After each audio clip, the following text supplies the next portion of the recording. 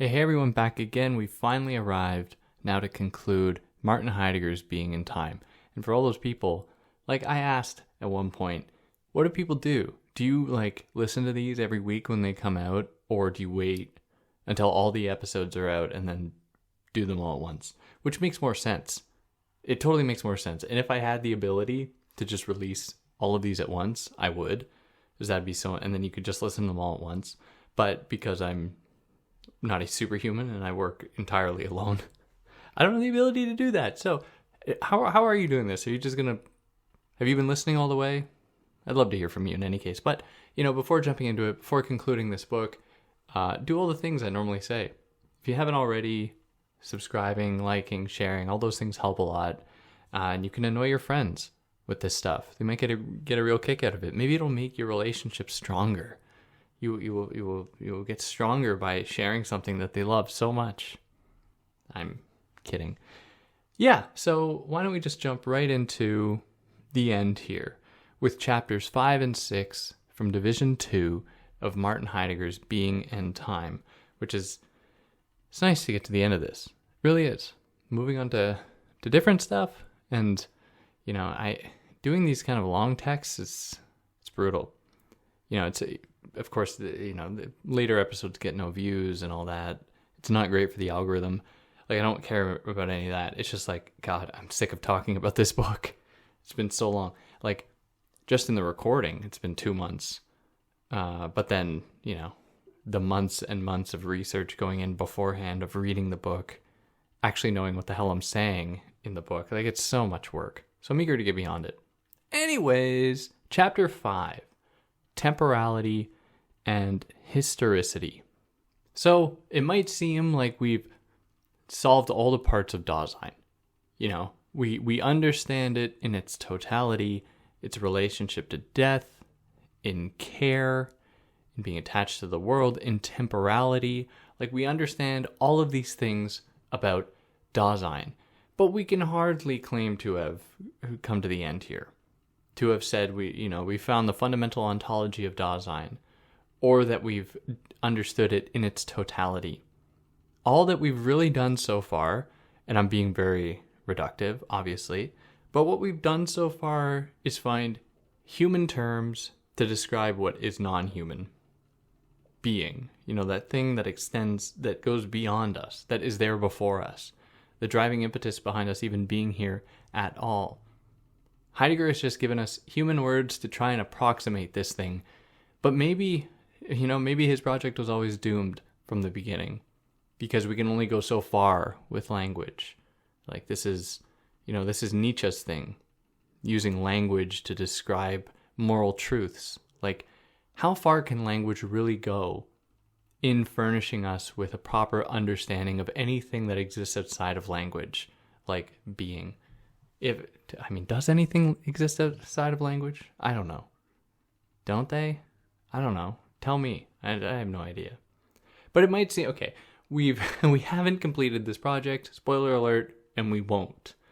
And that is because, at least in part, that is because we have omitted one significant thing, and that is birth. We haven't really considered birth yet. We've considered death, we've considered care, we've considered being with, being in, being in, but not clothes in a closet, kind of being in a different way, being immersed in.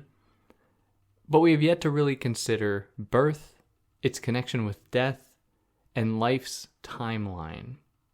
Now, along the continuum of life, only the present is real to us. And so Dasein is essentially comprised for me of successive presents. You never experience the future and you never experience the past. You only really experience the present, at least according to this. And I think it's a digestible idea. You are only ever in the present, and everything is really past. My even having begun this conversation is in the past. Every word that I utter exists only in the past. You are never really fully understanding something the moment that it comes into existence. There's always implied a kind of distance between something existing and it's being comprehensible to you. This is just the nature of sensation itself, because as humans, we don't experience something purely as it is. We experience a thing by what our senses tell us about it. If I say a word, your ear needs to hear it. Your brain needs to then figure out what the hell just happened, what words they heard, make sense of those words, and then send the sense data back to like the ear to actually properly comprehend it, into bodily movements where it's like, you're having a conversation with someone and you're agreeing. That entire process implies that time has elapsed. Some amount of time has elapsed. So if I say the word now, it's already in the past. It is never experienced truly in the present. Yet we always only ever experience in the present. How wild is that? Isn't that weird? It's kind of weird, right? In any case, being, Dasein, exists only for us in the present, which is just every moment we are alive as Dasein, and it is within us at those moments. And so the identity of Dasein, or Dasein's identity, is comprised of all of those successive presents, those successive moments in time. Now we should be clear that Dasein does not gain its identity by having lived and by having accumulated a number of different experiences to give it an identity. As we've set out so far, what we have implied is that there are innate qualities to Dasein, like its ability to adapt to the world. It must have an innate capacity to do that, to do so with care, to be attuned to death, to exist in time. These are all qualities of Dasein. And so while Dasein, at least in its outward expression in a living being, might alter and change shape, the fundamental qualities of Dasein remain the same, because to even change shape as a human implies that we have undergone some kind of a death. We've said no to something that we once were and have become something new. That is our Dasein in action. But that only comes about because of Dasein's innate connection with the possibility of death. And so therefore, it's like, well, I have to try to do what's best for me in this moment, like what makes the most sense for me in my life. So we have to be clear that even though Dasein exists in these successive presents, in these moments, it does not attain its identity, its essence through that. Dasein, for Heidegger, in Heidegger's words, Dasein stretches itself along in such a way that its own being is constituted beforehand as this stretching along. So even in the ability to experience the world in successive moments implies that Dasein has that quality embedded within it from the get-go, innately. And by the way, if you hear a cat, we've taken in a stray, because there's this very friendly stray that comes around, and we want to get it vaccinated, but we can only get a vet appointment later.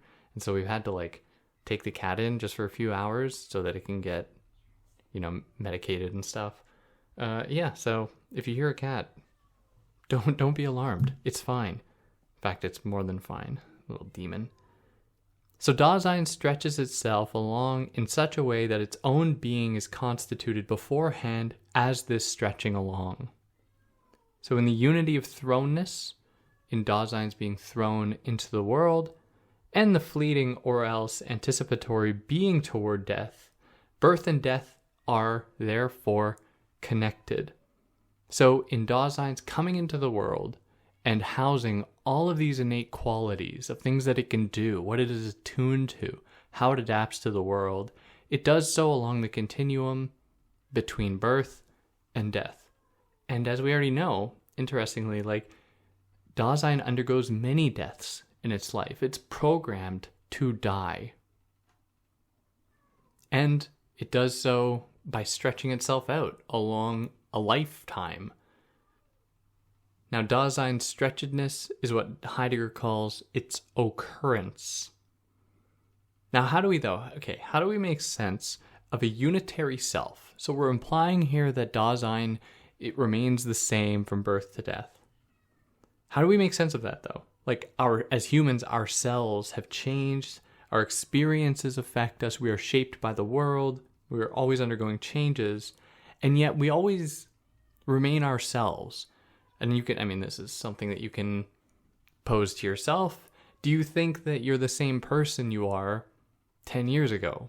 Like who you are in your identity to yourself? Maybe your taste has changed. You watch different movies, or like you have new friends.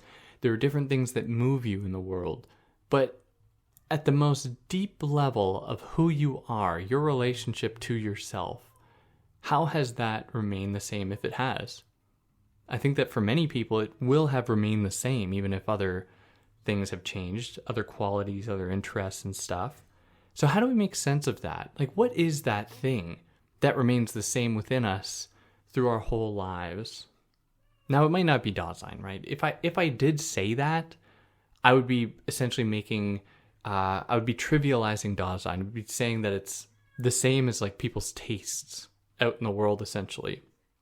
When Dasein is really, it exists underneath all of that.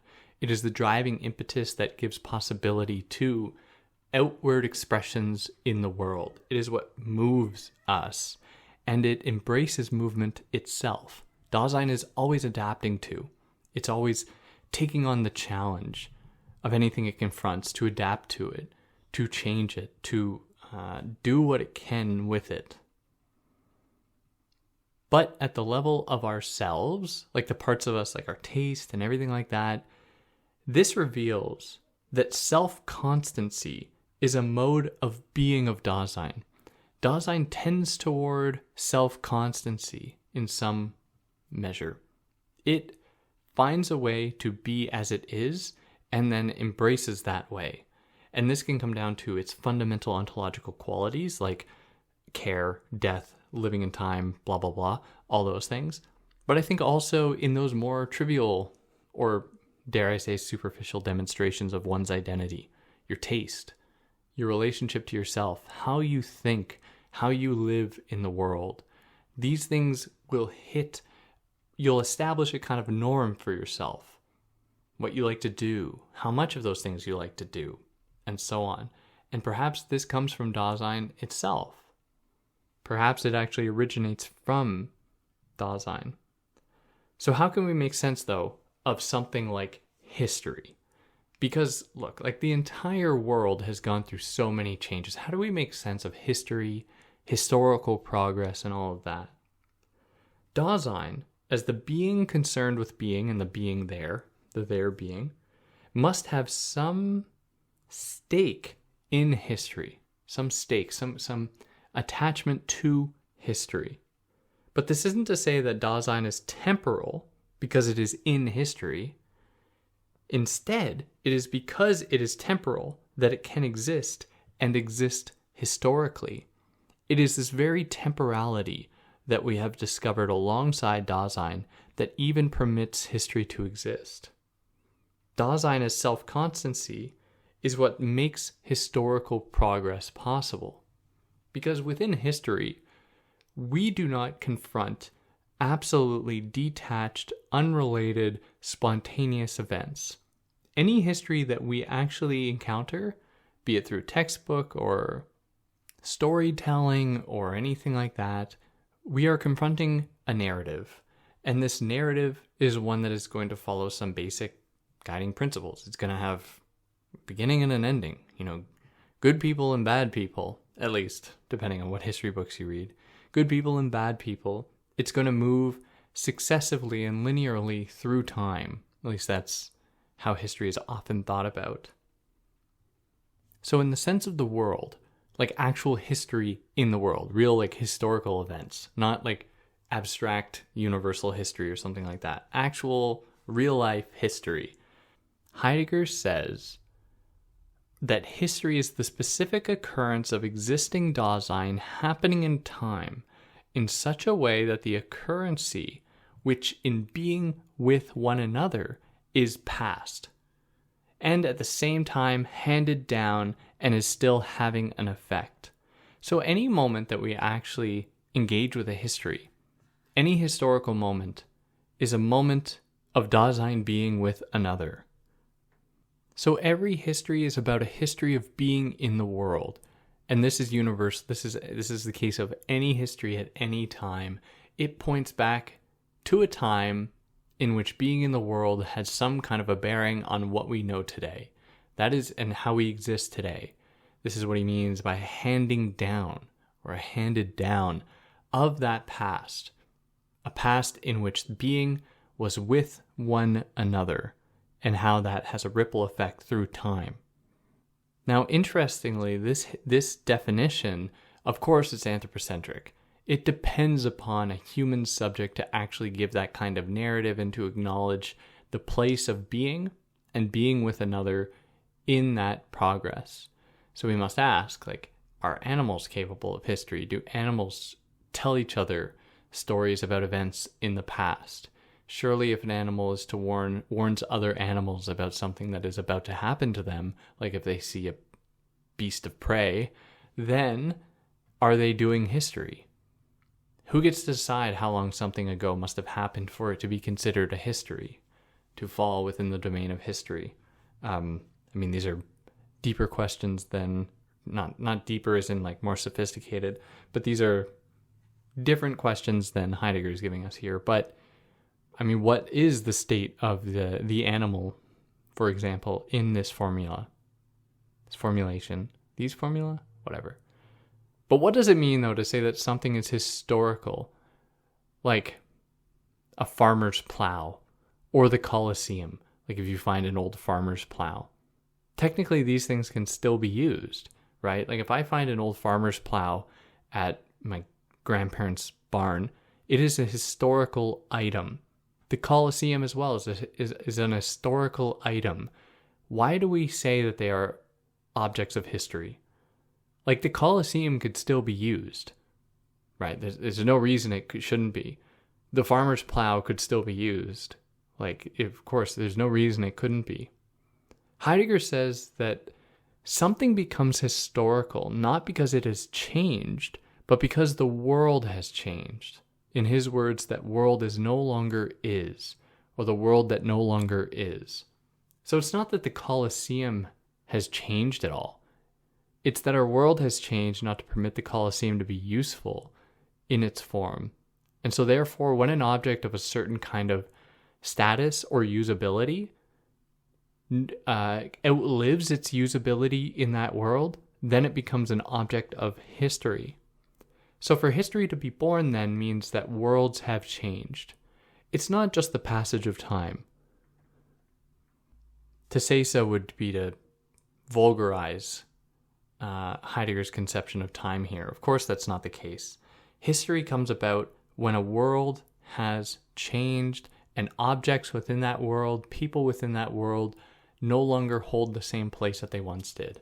And they attain a status of having contributed to our current world, and hence form part of the story of our world.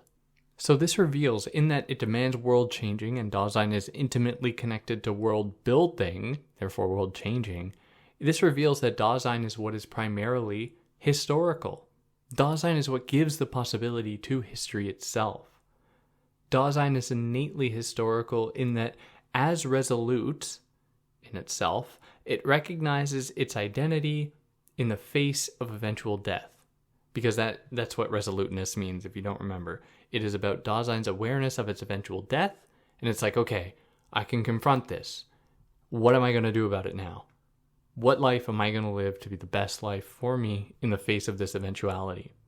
So this identity is shaped by previous Daseins that have existed in and shaped worlds leading up to the present.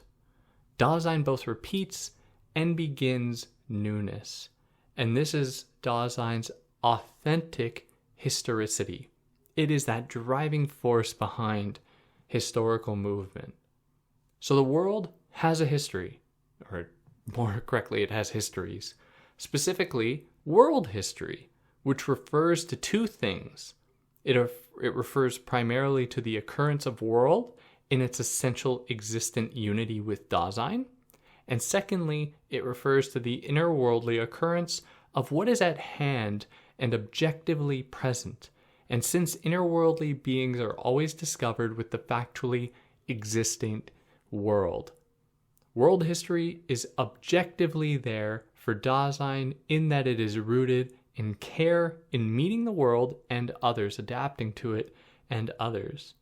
And so historiography as science of history comes later, which is just, history would come later. Like, just like time is not to be confused with temporality, historicity is not to be confused with like history, or the thing that Dasein is intimately attached to and motivates development for, in shaping worlds and changing worlds, and people's and Dasein's place within those worlds. So by contrast, inauthentic history is the history of the they, and it is only concerned with the present and looks at the past through the prism of the present. Authentic history sees history as a return of what is possible and knows that a possibility returns only when existence is open for it fatefully, in the moment, in resolute repetition. So it's not, inauthentic history is just like, oh, what's past is past. We just have to see about how it's affected us today, and that's it. Like, we have no obligation to history. We have no actual ability to reflect upon the driving force behind historical movements and transformations, etc. It's just like, well, what's in the past, then that's it. And then we can look forward to the future. But as we've already established in our discussion of time, is that all of these things collapse into one with Dasein. There's not like a clear split between future, past, and present. These things influence one another. The future is determined by the past as the past is influenced by the future, just as the present is influenced by the future. So historiography doesn't start from the present and look back on the past as a compilation of just like facts, as though we can just engage with the world as facts. Like, we don't. We engage with the world as stories. We engage with the world as being part of that world. And even in the present, no one's walking around being like, let me compile all the facts I can to have the most true understanding of the world. Like, we all exist in the world. We interpret the world purely subjectively. Like, no one, I say, if you are walking around and you're like, I'm going to count exactly how many steps I've walked to school. I'm going to count exactly how many cars I've passed. I'm going to find all the truth about everything. Like, I mean, what a life to live. So history or historiography doesn't look at the past as just like a compilation of facts. Rather, it only looks upon those things that have been the expression of previous Daseins in their existential choices. So to look at the artifacts of the past is to look at previous Daseins' self-projection into the future. When you look at a monument in history, every object was created with the future in mind. No object was created to not exist, right? Because in its being created, it is already projected into the future. And because everything that we make, every tool that we use to make those things are connected with the process of world building, and Dasein is connected with world building, so too then is Dasein going to be connected and found within those objects that we make that point to the future in a resoluteness toward death. This is the objective ground. This is the objective ground that unites seemingly subjective historical efforts and observations. This is what allows us to draw connections between things. Because otherwise, if we encountered history as just facts, we wouldn't be able to make sense of it. We'd be overloaded with data. But we give it a kind of narrative. We give it a history that makes sense to us. We give it a story that makes sense to us.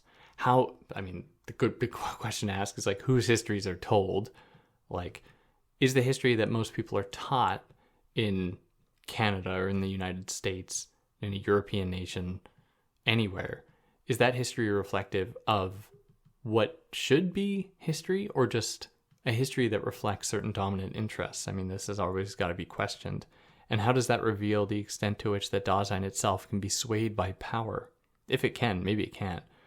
I think that the resounding Heideggerian response will be, oh, you just don't get it. Dasein exists beneath power. It is what even gives power its face. To which I'd say, like, well, I guess we can always speculate. Now, this is the objective ground that unites all historical events. Now, also, we universalize historiography in its attention to temporality along the horizon of care that guides all Daseins before it. So, when we look at history, we're looking at moments in which care was exhibited in the world. Something was being done for a reason. And care can even be, we can understand that, of even horrible historical events. People were doing things with care in the sense that they were trying to accomplish something in the world. They were trying to do something in the world. So that's why, from the get-go, the term care is not, you aren't supposed to equate it with the, benevolency or actually caring for people. It's about just doing something in the world guided by some kind of a purpose to be a part of that world. And so we can understand horrible events through that lens as well. Now he concludes this chapter by going on a big detour through Dlithy and York, but it would just take too long to present, these differing perspectives on time and history and stuff. And I go and read it, but it just feels so unrelated and so unnecessary to get into. But yeah, it's my choice. If someone wants to leave a comment explaining exactly what he says there, I would welcome you to. I will pin it. Everyone will see. It'll be amazing. But for now, that moves us into chapter 6, temporality and within timeness as the origin of the vulgar concept of time. So the bad concept of time. Time is just past, present, future. So time as we know it, with clocks, calendars, for example, this originates from Dasein's temporalization, from Dasein's original temporalization. But how does this happen? How do we get clocks and these artificial constructions of time from an original temporalization, or Dasein's original temporalization?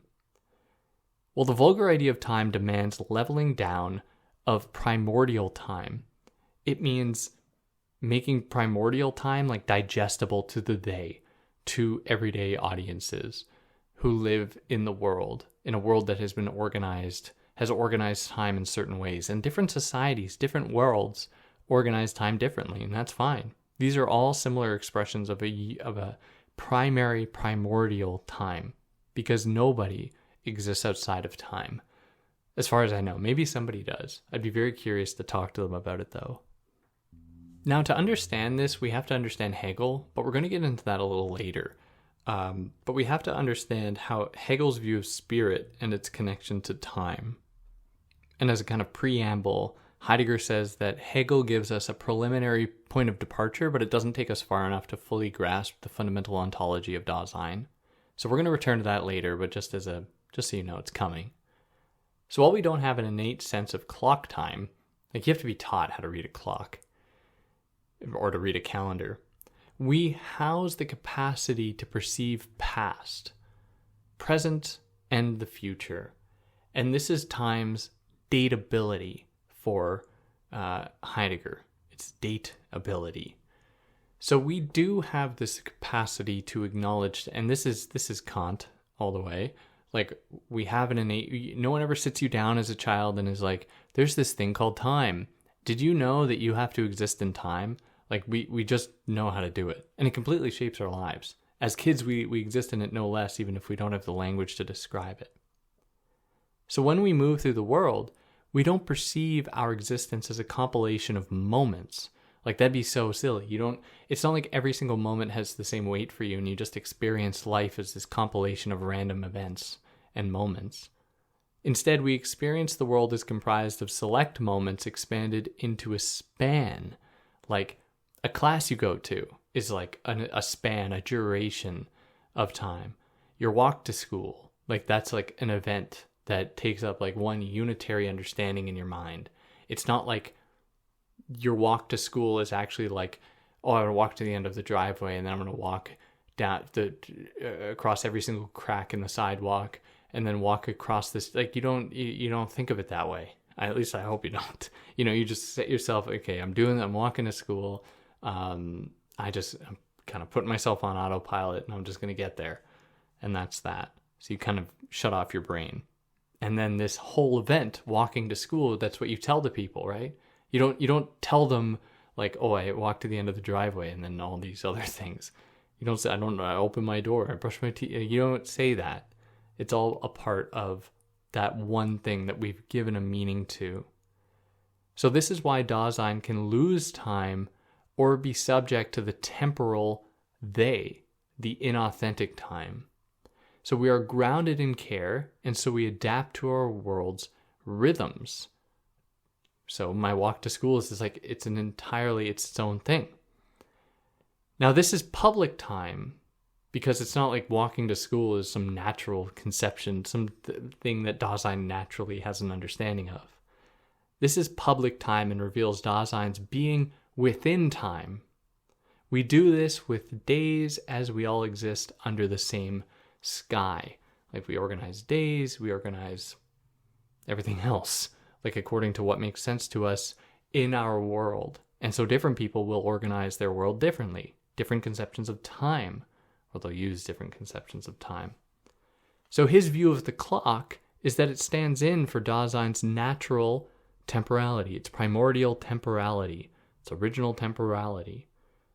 This is why we can easily adopt it as a representation of time. The clock, we can adopt it easily, even though it objectively has nothing to do at all with time. Like the clock doesn't give us an accurate reflection of time. The clock is just what we've all have agreed on represents time so that we can organize our world in order for that world to then exist temporally. At least. Yeah. So it is temporality's becoming time that opens the door for space, in that time and datability, or dating, to date things, spatializes time. This is his point, essentially his critique of Kant, is that Kant overplays the place of space, where, if you recall, Heidegger's like, the process of creating a world means to de-distance, to de-spatialize, to bring things near. And it is only when within time that spaces are organized or time is split up in different chunks that suddenly space can become a factor and people can start to create worlds around that space in the organization of time or the original temporality, and then it's becoming vulgar in a kind of public understanding of time through clocks and calendars and meters and all this good stuff. And so, right, this is his issue with Kant. I did a whole episode just on Heidegger's critique of Kant, if you want that. So time is not purely psychical, like in our minds.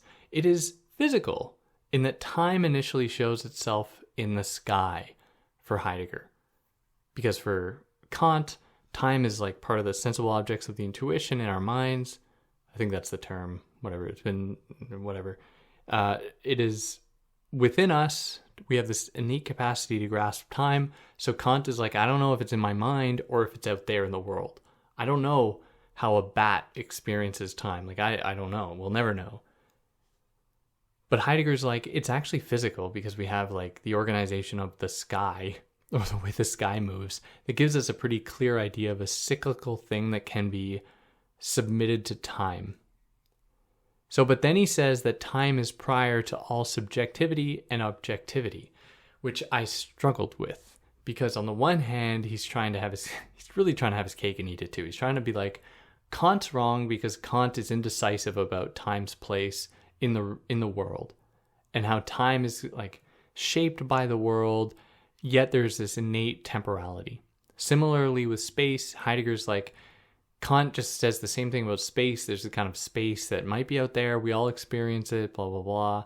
Heidegger's like, no. That's not what it means to actually live. You are not living in space. You're trying to bring space. You're trying to erase space to actually live. But when he says that time is prior to all subjectivity and objectivity, it's like, wait, okay, is it part of the sky? What's going on here? What is time then? Other than the transcendental ability to connect and unite variations in space. Or at least that's what, isn't that what time is? Because I'm more on the Kant side of this dilemma. But isn't time just the ability to make sense of variations in space?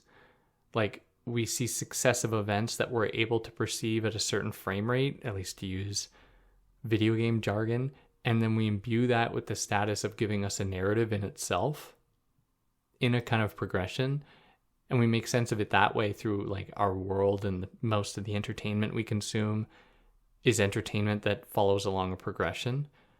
Like, this is how we understand whatever. At this point, it's just me talking, and you're not here for that.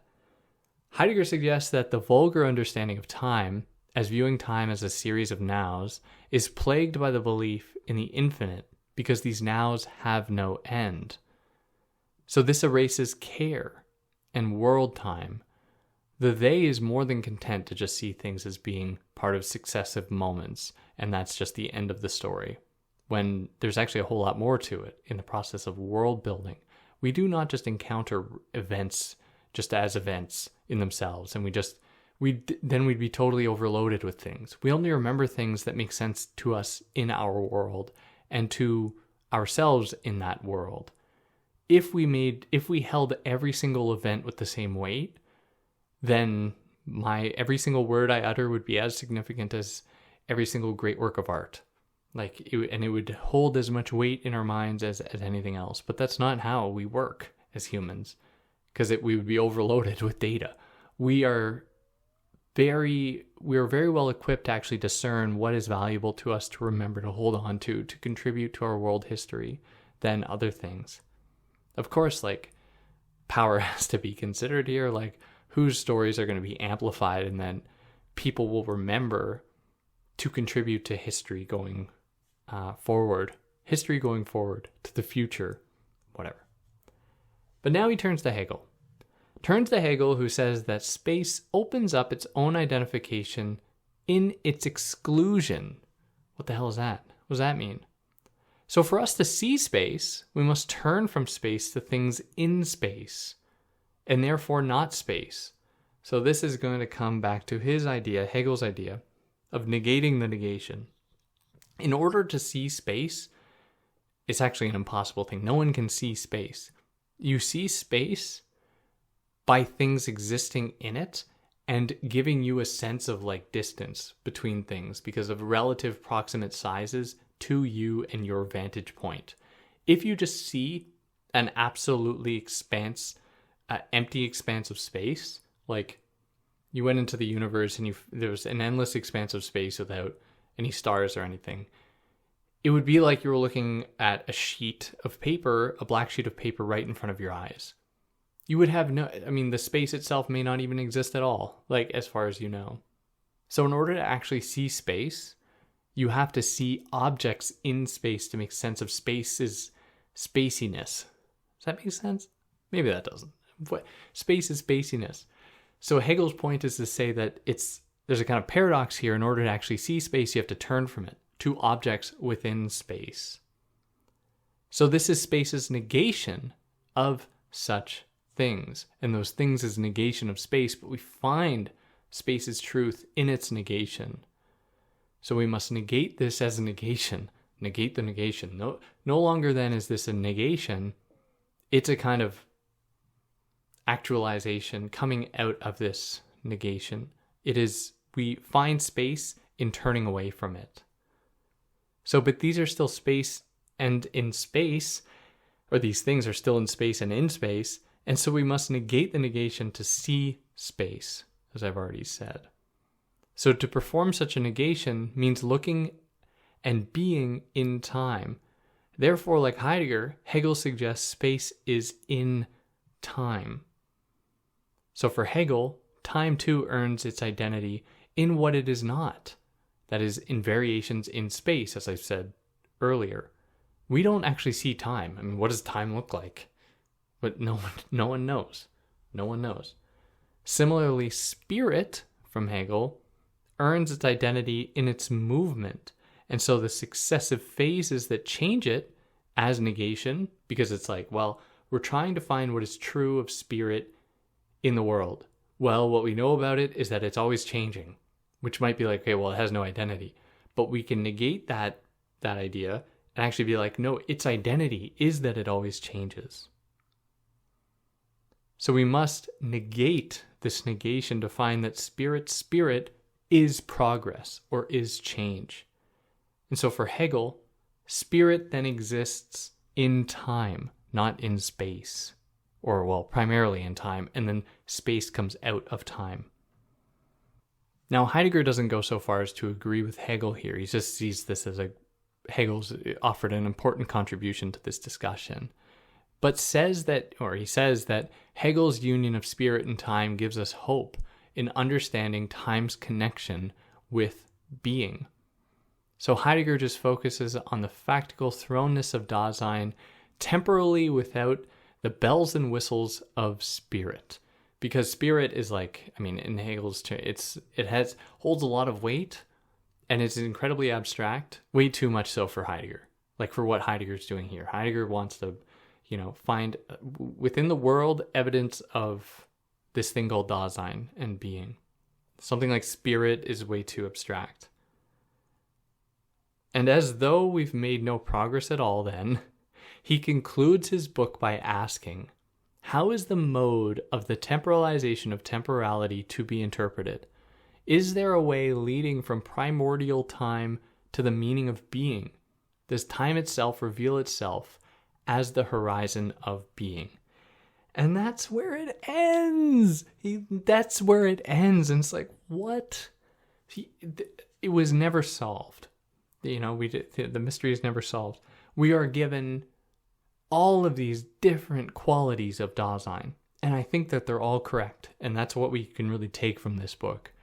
It doesn't solve the thing he meant to solve, and I've heard different explanations for this. He was forced to write a book much longer than he wanted to for his PhD thesis. He got bored of it, blah, blah, blah, whatever. But really great stuff. If you made it this far, you're a real trooper. I'm happy you did. I'd love to hear from you. Let me know what you think. Is there anything I got wrong? Anything I omitted that I should have included? I'd love to know. It's been a journey. I hope you enjoyed it. And on that note, I'll catch you next time. Take care.